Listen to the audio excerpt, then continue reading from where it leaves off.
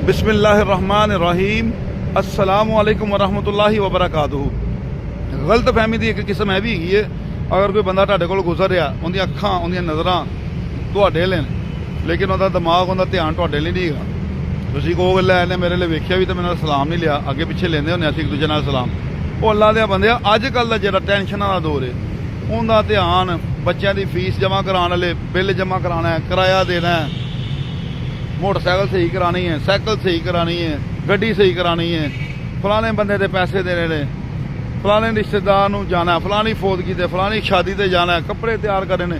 वो बेचारे का ध्यान पता नहीं किहड़े पासे वे, उनका ध्यान उनकी तवज्जा वो किसी होर पासे वे, नज़रां ढाड़े ले साइड दे ने। तो तुहानूं किवें सलाम करेगा बेचारा? तो सोचो 5-7 बंदे इहो जिहे होणगे जिहड़े जान के नहीं करदे होणगे।